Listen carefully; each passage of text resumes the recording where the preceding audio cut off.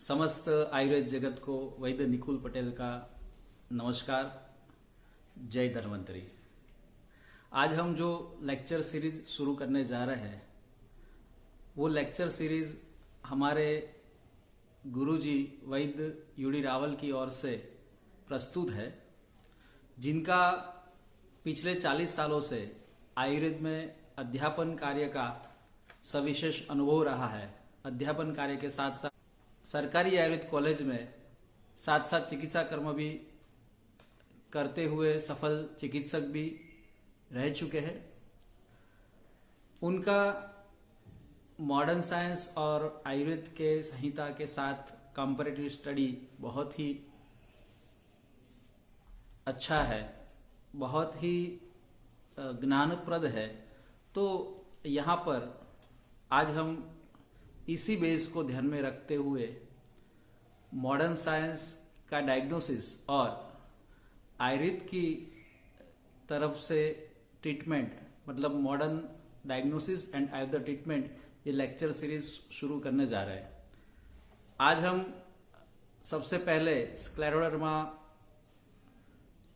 की ट्रीटमेंट आयुर्वेद की तरफ से किस प्रकार से हो सकती है, उसके लिए किस प्रकार से प्रयोजन कर सकते हैं, ये सारी बातें आयुर्वेद का डायग्नोसिस, आयुर्वेद की ट्रीटमेंट, उसके साथ साथ मॉडर्न डायग्नोसिस, इन्वेस्टिगेशन, प्रोग्नोसिस, यही सारी बातें हम हमारे रावल साहब से समझेंगे। इस तरह आगे भी बहुत सारे लेक्चर्स यहाँ पर प्रस्तुत करने की कोशिश करते रहेंगे, लेकिन आज ये पहला लेक्चर जो है वो आयुर्वेद जगत को एक विशेष उपहार के रूप में देने का एक नम्र प्रयास है। आगे आगे आपके सुझाव से हम इम्प्रूवमेंट करते जाएंगे, जिसके लिए आप हमें ईमेल करके भी अपना सुझाव दीजिए। हमारे ट्रीटमेंट, हमारे चिकित्सालय में बहुत सारे पेशेंट अलग अलग ट्रीटमेंट के लिए आते हैं। यहाँ पर स्क्लेरोडर्मा के विषय में रावल साहब जो अपने विचार प्रस्तुत कर रहे हैं, जिसके कारण हम हमारे प्रैक्टिस में भी अच्छी तरह से स्क्लेरोडर्मा की ट्रीटमेंट कर पाएंगे, ये हमें आशा है और विश्वास भी है। नमस्कार। Scleroderma is derived from the Greek word scleros, यानी हार्ड और हार्ड या इंड्यूरेटेड, और डर्मा यानी स्किन अर्थ होता है। स्क्लेरोडर्मा यानी हार्डनिंग यानी त्वचा का स्थूल होना एंड थिकनिंग, कठिन होना, ये स्क्लेरोडर्मा का अर्थ होता है। Scleroderma chronic auto immune disease है, यानी कि रोग प्रतिकार शक्ति या व्याधिक समत्व कम होने के परिणाम स्वरूप होने वाला डिजीज है। इसके सिवा कनेक्टिव टिश्यू डिजीज या कोलेजन वास्कुलर डिसऑर्डर में स्क्लेरोडर्मा की गिनती की गई है। स्क्लेरोडर्मा में त्वचा एवं अभ्यंतर अवयवों का फाइब्रोसिस या काठिन्य होता है। साथ में वास्कुलर यानी रक्तवाही संबंधी और इन्फ्लेमेटरी शोथात्मक लक्षण यानी मैनिफेस्टेशन होते हैं। और खास करके इसमें त्वचा, गैस्ट्रो इंटेस्टिनल ट्रैक यानी पाचन संस्थान, लंग्स, फुफ्फुस, हार्ट, हृदय और किडनी आक्रांत होते हैं। और खास करके सर्वप्रथम स्क्लेरोडर्मा का कार्लो कुज़्जियो ने उसका वर्णन किया था, और खास करके फीमेल में ज्यादातर फीमेल प्रीडोमिनेंस होता है और 20 से 40 साल की उम्र में ज्यादातर होता है। स्क्लेरोडर्मा की पैथोजेनेसिस या संप्राप्ति बताते हुए कहा है कि उसमें वास्कुलोपैथी यानी ब्लड वेसल वॉल की इंजरी या अभिघात, रक्तवाहिनी का अभिघात, और दूसरे नंबर में फाइब्रोसिस, काठिन्य, त्वचा का काठिन्य एवं आभ्यंतर अवयवों में त्वचा एवं आभ्यंतर अवयवों में काठिन्य, और तीसरे नंबर में इन्फ्लेमेशन। ये 3 मुख्य फैक्टर बताए गए हैं। इसके सिवा ऑटो इम्यूनिटी को जिम्मेदार बताया गया है। ऑटो इम्यूनिटी में भी 2 प्रकार की इम्यूनिटी प्रारंभिक अवस्था में खास करके इनेट इम्यूनिटी और एडप्टिव इम्यूनिटी इसमें भाग लेती है। साथों साथ सेल्यूलर यानी टी सेल इम्यूनिटी और ह्यूमोरल इम्यूनिटी यानी बी सेल इम्यूनिटी उसका महत्वपूर्ण योगदान है। अमेरिकन कॉलेज ऑफ रूमेटोलॉजी ने स्क्लेरोडर्मा का डायग्नोस्टिक क्राइटेरिया बताते हुए कहा है कि इसमें एक मुख्य लक्षण का होना मेजर क्राइटेरिया और 2 माइनर क्राइटेरिया गौण क्राइटेरिया होना जरूरी है, ऐसा बताए। मेजर क्राइटेरिया में प्रॉक्सिमल टू द डिजिट्स यानी अंगुली के नजदीक के भागों में और आगे जाके लिम्ब, फेस, बैक और ट्रंक को इन्वॉल्व करता है, ये मेजर क्राइटेरिया बताए। और 3 क्राइटेरिया माइनर 3 क्राइटेरिया में से 2 क्राइटेरिया का होना जरूरी है, जैसे कि स्क्लेरोडैक्टिली यानी अंगुलियों का टाइट हो जाना और कठिन हो जाना, ये अर्थ है।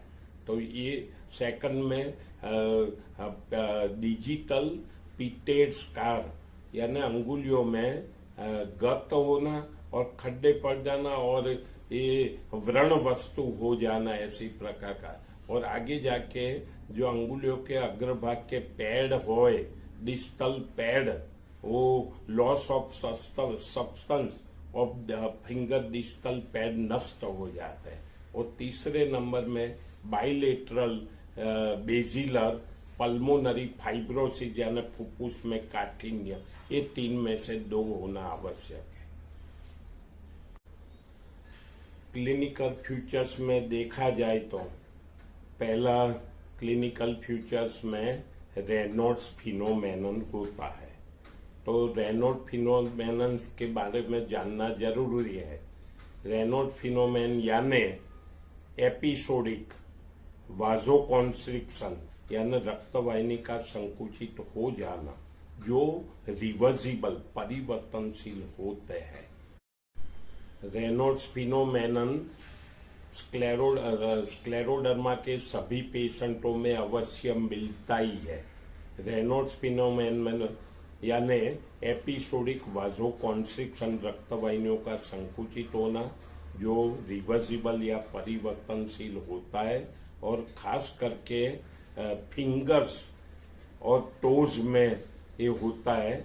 और कोल्ड यानी ठंडक से और इमोशनल स्ट्रेस से बढ़ता है।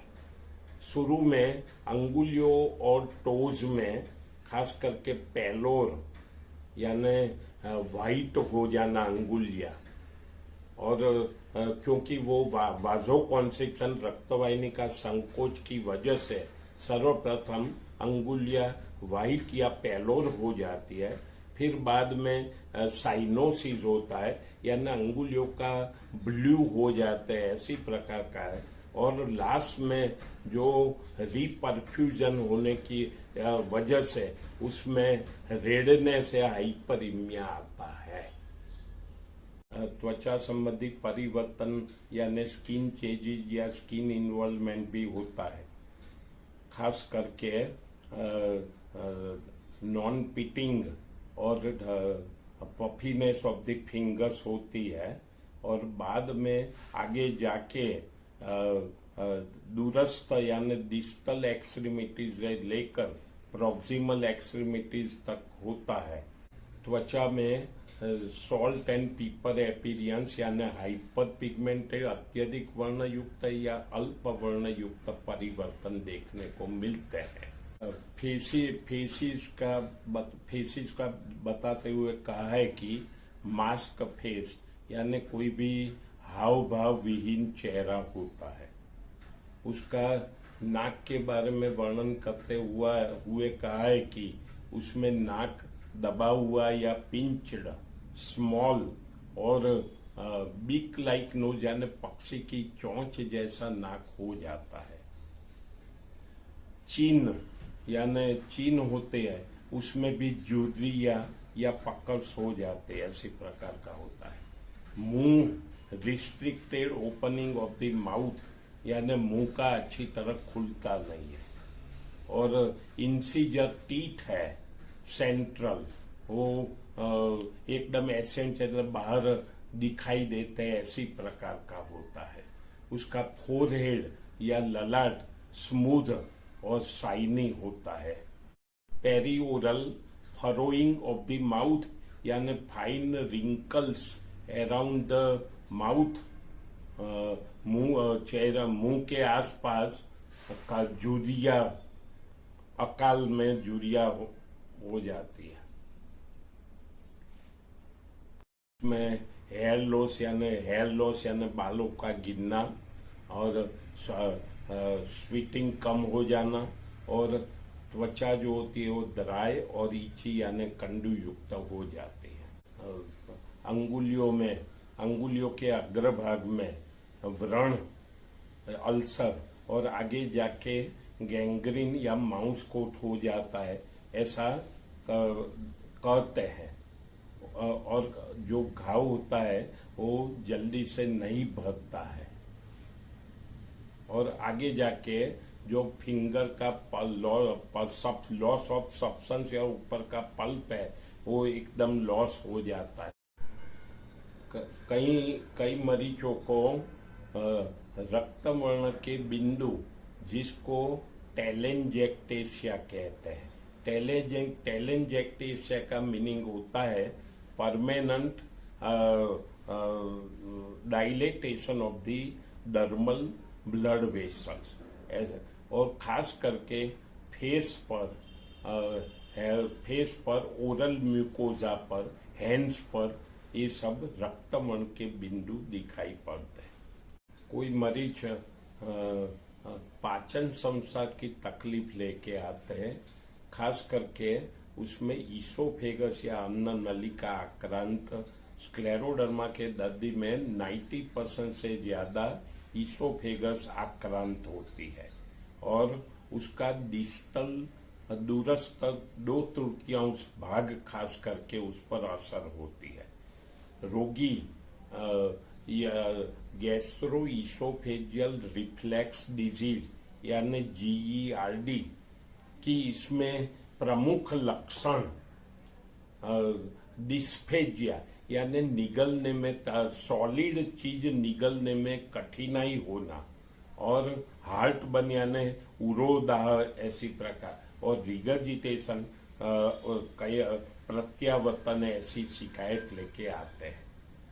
छोटी आंटे का टोन कम हो जाने पर कॉन्स्टिपेशन, विबंध और माल एब्जॉर्प्शन और डायरिया अतिसार मिलता है। खास करके फुफ्फुस का आक्रांत होना वो अरिष्ट लक्षण माना जाता है। उसमें 2 प्रकार की विकृतियां मिलती है, जिसमें कि इंटरस्टिशियल लंग डिजीज, जिसको ILD कहते हैं, दूसरे नंबर में पल्मोनरी आर्टेरियल हाइपरटेंशन मिलता है, और पल्मोनरी आगे जाके पल्मोनरी फाइब्रोसिस या फुफ्फुस काठिन्यम मिलता है। रोगी थोड़ा सा परिश्रम करने पर थक जाना, जिसको एक्सर्शन डिस्पनिया कहते हैं, आगे बढ़कर विश्राम अवसाद डिस्पनिया एट रेस्ट भी हो जाता है। रोगी को सूखी खांसी आती है, नॉन प्रोडक्टिव ड्राई कफ आता है। हृदयगत विकृति या कार्डियक मैनिफेस्टेशन में एरिथमिया, कंडक्शन डिफेक्ट्स और डायस्टोलिक हार्ट फेलर और पेरिकार्डियल इफ्यूजन, मिलता है। किडनी संबंधी विकृति के अंतर्गत हेडेक या सिरसूल, फीवर, मैलेज यानी अरति यानी बेचैनी, और खास करके हाइपरटेंशन, एनसेफेलोपैथी यानी ब्रेन संबंधित विकृति, ये सब मिलता है। और खास करके परसिस्टेंट निरंतर प्रोटीन यूरिया का पेशा मूत्र में प्रोटीन का जाना 500 mg पर 24 आवर्स से ज्यादा होना, हाइपरटेंशन 140-90 mmHg से ज्यादा होना, और एजोटिमिया ने BUN blood urea nitrogen more than 25 mg पर 100 ml, और आगे जाके एक्यूट रीनल इंजरी या फेलर हो जाता। मस्कुलोस्क्लेरोसिस संबंधी लक्षण यानी संधियों में, खास करके संधियों के अंतर्गत रूजा, पेन, स्वेलिंग, इन्फ्लेमेशन आ जाता है, और पॉलीआर्थराइटिस, एक से अत्यधिक संधियों में जैसे कि नी, एंकल आदि संधियों में आक्रांत होता है, और मस्कुलर वीकनेस होती है, और अंगुलियों का फ्लेक्सर, एक्सटेंशन, ये सब में उसमें करकरायन ध्वनि या क्रेपिटस आ जाता है। कार्पल टनल सिंड्रोम यानी मीडियन नर्व का कॉम्प्रेशन होने की वजह से अंगुष्ठ और इंडेक्स फिंगर, मिडल फिंगर और radial half of the ring finger ये आक्रांत होती है, और उसमें रात्रि को रोगी को ज्यादा पेन होता है। इसकी वजह से वो जागृत हो जाता है, वो प्रमुख रूप से पाया जाता है, और खास करके संधियों में पेन और स्टीफनेस होती है। अब स्क्लेरोडर्मा के रोगियों में साध्यता के बारे में देखा जाए तो उसके अंतर्गत हृदय की विकृति होना, लंग्स या फुफ्फुस की विकृति होना, और किडनी की विकृति होना, अत्यधिक शरीर के अत्यधिक चमड़ी के अत्यधिक भाग आक्रांत होना, मेल पुरुषों में होना, ये सब अरिष्ट लक्षण और वर्स प्रोग्नोसिस है। अभी हम आयुर्वेद दृष्टि से स्क्लेरोडर्मा के पेशेंट में कैसे समझा जाए, उसकी ट्रीटमेंट कैसे और पथ्य कैसे हो, इसके बारे में डिटेल में देखेंगे। हमारे क्लिनिक में स्क्लेरोडर्मा के पेशेंट में अमुक लक्षण देखते ही उसको पहचान जाते हैं, जैसे कि मुंह का restricted opening of the mouth होना, और उससे मुंह अच्छी तरह खुल नहीं पाता है, साथ में मुंह के आसपास जो अकाल से झुर्रियां हो जाती है, वृद्धावस्था की तरह वो दिखाई देती है, उसका नाक होती है वो पक्षी की चोंच जैसी छोटी और दबी हुई दिखाई देती है, और उसके जो टीथ होते हैं वो एकदम बाहर की तरह दिखाई, इंसिजर टीथ होते हैं सेंट्रल, वो बाहर की तरह दिखाई पड़ते हैं, कि जिससे हमको ये पता चल जाता है कि कभी हम भूल नहीं पाते हैं। आयुर्वेद दृष्टि से वात रक्त रोग में स्क्लेरोडर्मा की तुलना समन्वय कर सकते हैं। वात रक्त यानी वायु और दूषित वायु और रक्त से होने वाला व्याधि, या वायु एवं रक्त अमुक अवस्था को प्राप्त करके जो होता है, इसको वात रक्त आयुर्वेद में कहते हैं। आयुर्वेद में वात रक्त के निदानों के अंतर्गत खास करके लवण, अम्ल, कटु, क्षार, विरुद्ध आहार, अध्यसन मांस, उड़द, मूलक, दधी, दही, तक्र, सूरा, आसव, दीवा स्वप्न, रात्रि जागरण और कसाय, कटु, तिक्त, अल्प, रुक्ष भोजन, अभिघात, ये सब कारण आयुर्वेद में बताए गए हैं।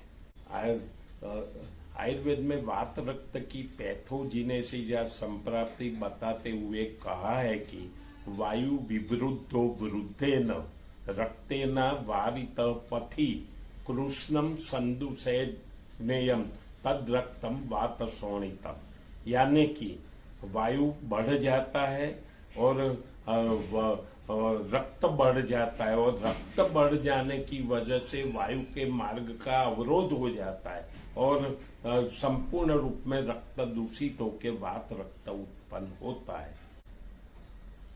वात रक्त के प्रमुख भेद बताते हुए कहा है कि वात रक्त दो प्रकार का होता है, उत्तान वात रक्त होता है और गंभीर वात रक्त होता है। तो उत्तानम अथ गंभीरम द्विविधम तत्प्रचक्षते त्वग मांसाशय उत्तानम गंभीरम त्वंतराश्रयम।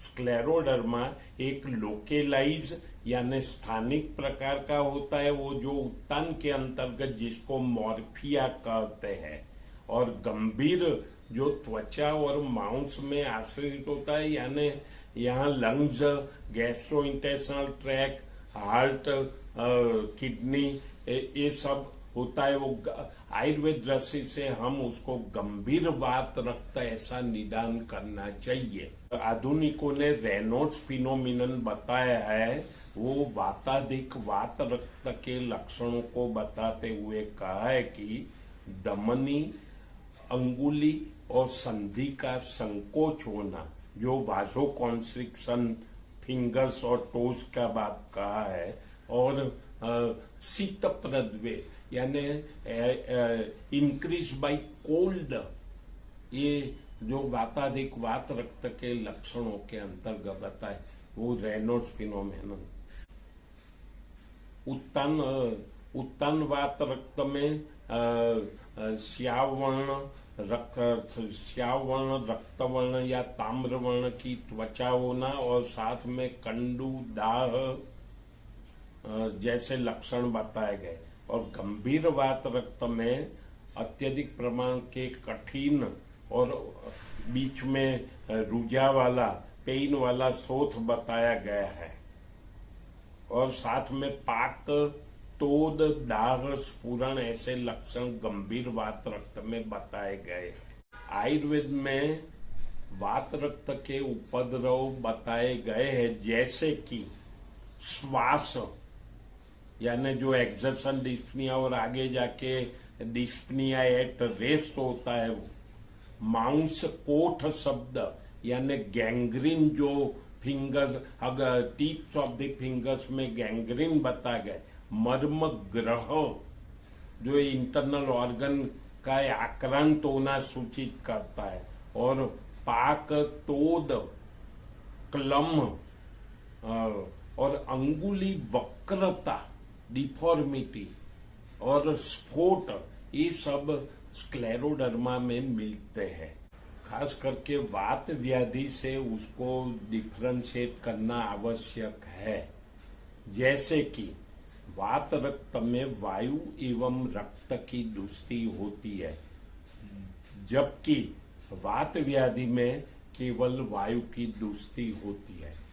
वात व्याधि के रुक्ष, अल्प, मर्माभिघात ऐसे कारण बताए गए, जबकि वात रक्त में वात की दुष्टि के उपरांत लवण, अम्ल, मांस, मूलक, दधी, तक्र, ये सब विशेष कारण बताए गए हैं। और पूर्व रूप जो वात रक्त के है, जिसमें मंडलोत्पत्ति, रक्त दुष्टि संबंधित लक्षण, मंडलोत्पत्ति और संधियों में स्फुरण, तोद, सुप्ति और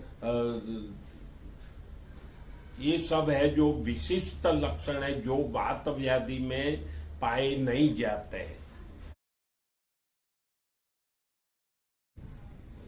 वात रक्त का श्रेष्ठ औषध अष्टांग हृदय ने उत्तर तंत्र 40 में गुडुची वाताश्र रोगे यानी वात रक्त में गुडुची श्रेष्ठ औषध है ऐसा कहा है। उसकी चिकित्सा सूत्र लाइन ऑफ ट्रीटमेंट बताते हुए कहा है कि सर्वप्रथम विरेचन पर शोधन की दृष्टि से देखा जाए तो विरेचन करने को कहा है। विरेचन में मृदु विरेचन करने को कहा है। तो मृदु विरेचन में चतुरंगुलो मृदु विरेचनानम आरगवद है, आरगवद फल मज्जा है, वो मृदु विरेचन में कहा है। साथ में रुक्ष व्यक्त स्निग्ध में एरंड स्नेह और रुक्ष व्यक्ति जिसमें है स्निग्ध व्यक्ति है, इसमें तीव्रत द्राक्ष के सूखी काली द्राक्ष के दार और जिसमें अल्प स्निग्ध है उसके अंतर्गत एरंड तैल, इसी तरह से स्निग्ध अल्प स्निग्ध ऐसा करके विरेचन द्रव्य के बारे में विचार करना चाहिए।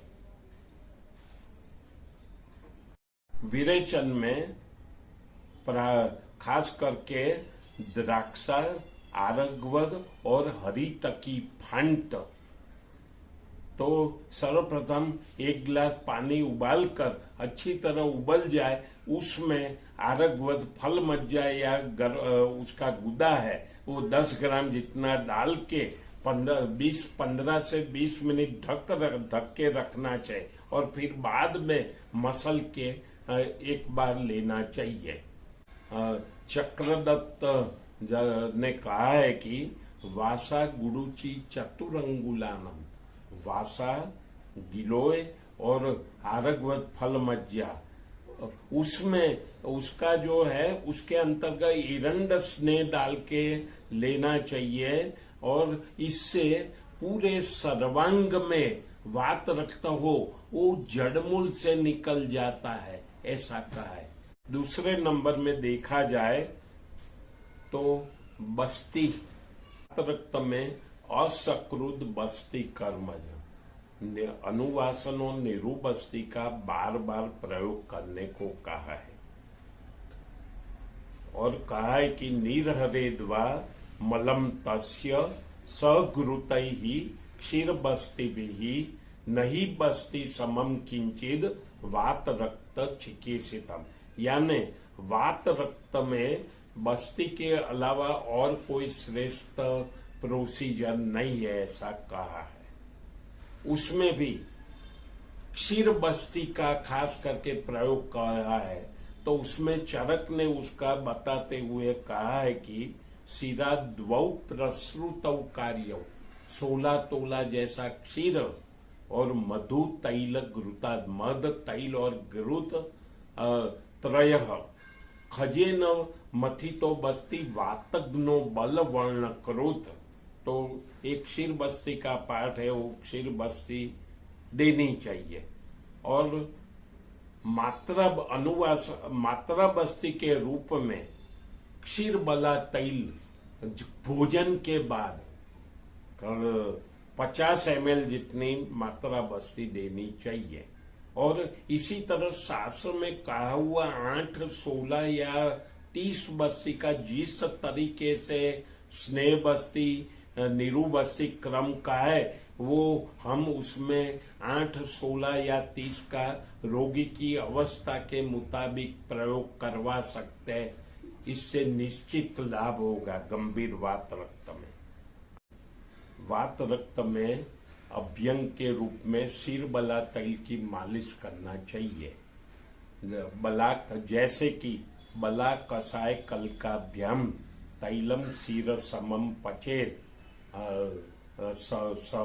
सहस्रम शतवारम वा वाताश्रुग वात रोग नूत इंद्रियाणम रसायनम इदम श्रेष्ठम इंद्रियाणम प्रसादनम जीवनम ब्रुवणम स्वर्यम शुक्र अश्रुक दोष नाशनम।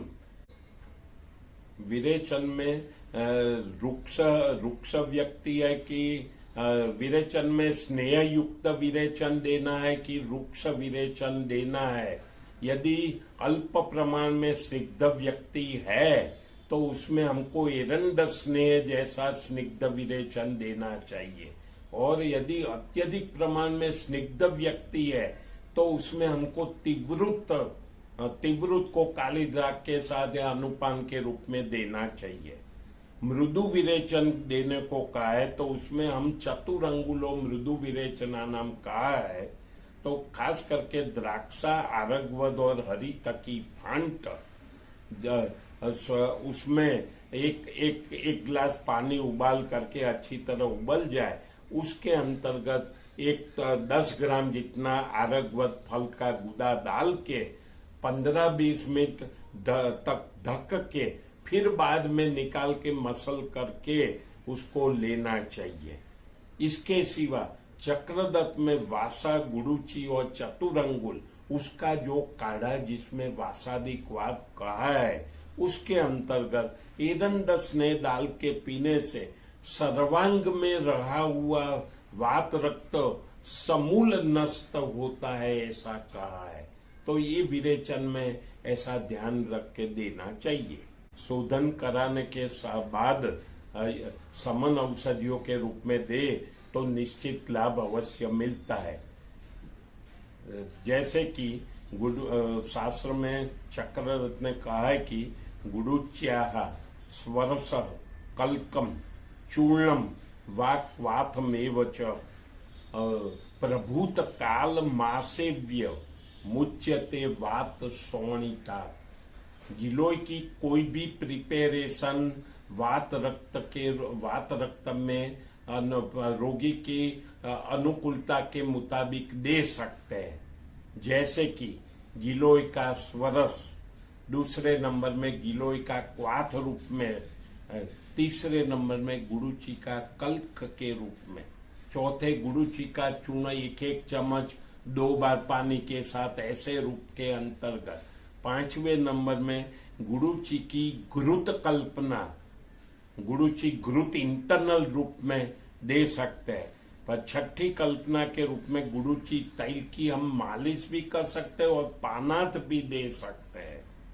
7वें नंबर में गिलोय सत्व हम आधा चम्मच, छोटी चम्मच 1 से 2 बार दे सकते हैं। इसी तरह गुड़ुची की अनेक विध कल्पनाएं रोगी की अनुकूलता के मुताबिक दे सकते हैं।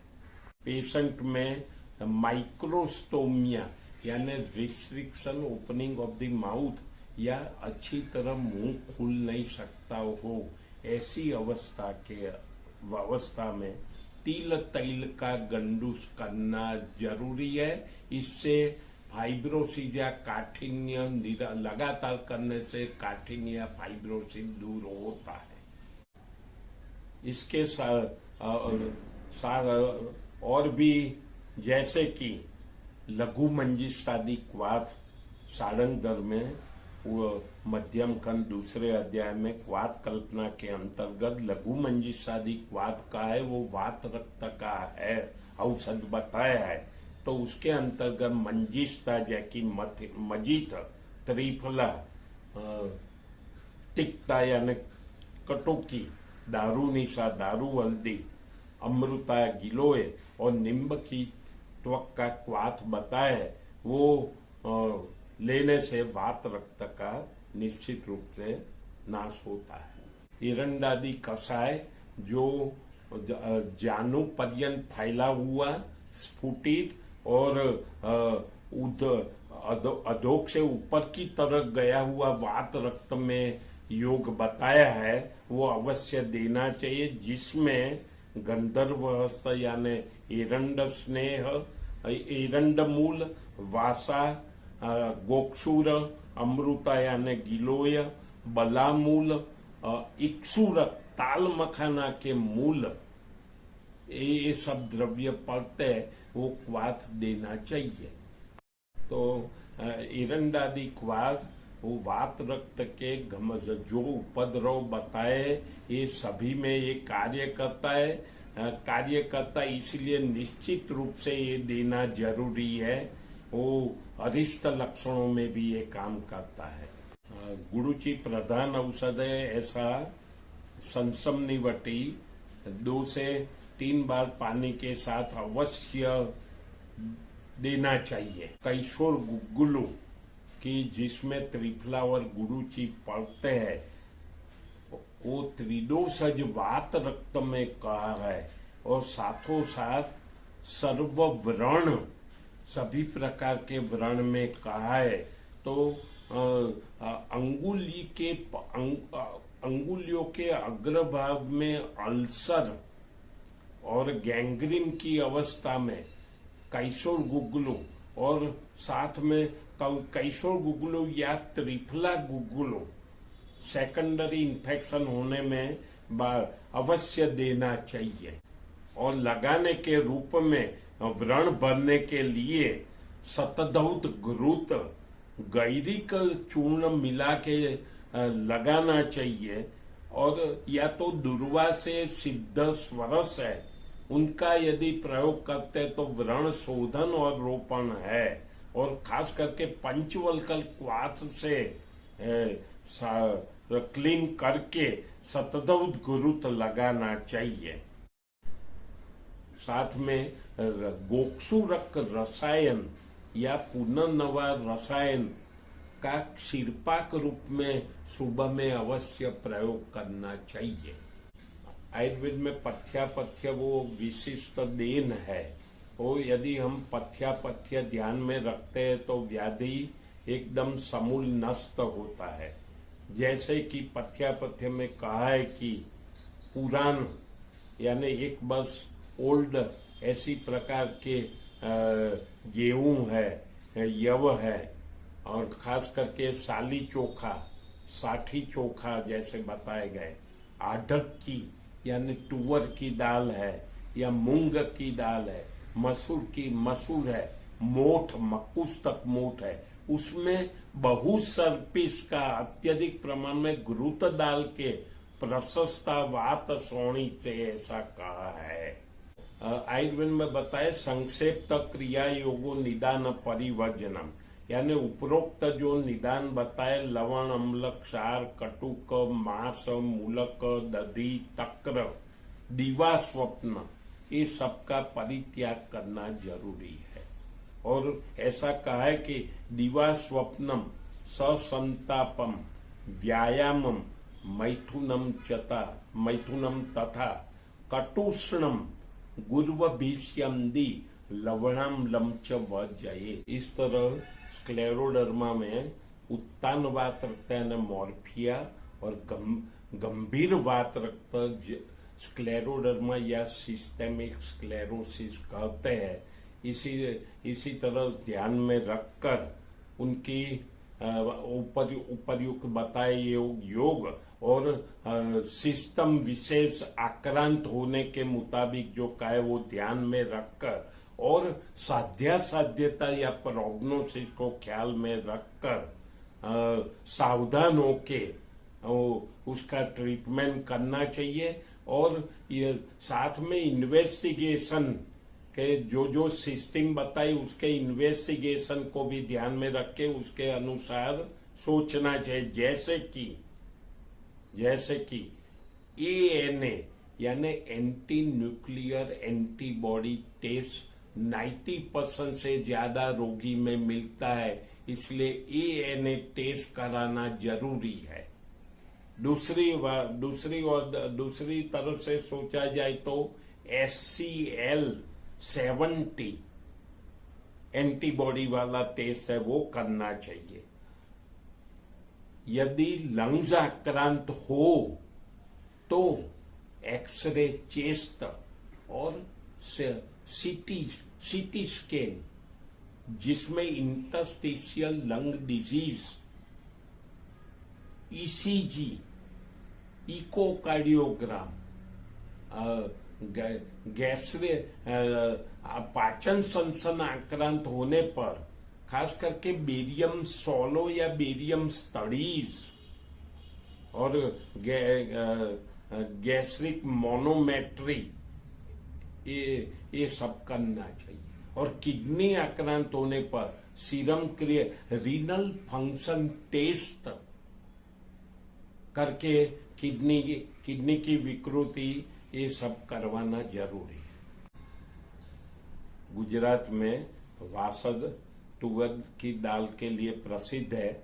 वहां से एक पेशेंट हमारे पास आया कि जिसको अंगुलियों में व्रण, गैंग्रीन, लॉस ऑफ पल्प ये सब थे, साथ में ये मुंह का संकुचित होना ये भी था, बीक लाइक नोज अपीरियंस था, और नासा का ये था, और खास करके वो जूरिया और ये सब लक्षण पाए गए। उसको लंबे अरसे तक हमारे पास दवाई लिया और उसको काफी हद तक हम उसको ठीक किया है। खास करके अंगुलियों के अग्रभाग में व्रण और गैंग्रीन और लॉस ऑफ पल्प हुए थे।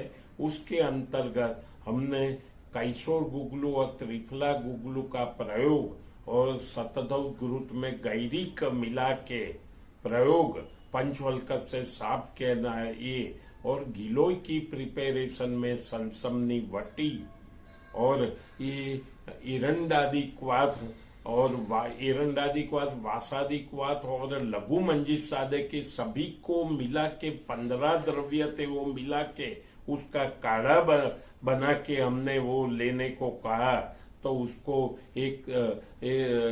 एकदम निर्मूल हो गया। सर्वेत्र सुखिनः सन्तु, सर्वे सन्तु निरामया, सर्वे भद्राणि पश्यन्तु, मां कश्चित् दुःख भाग् भवेत्।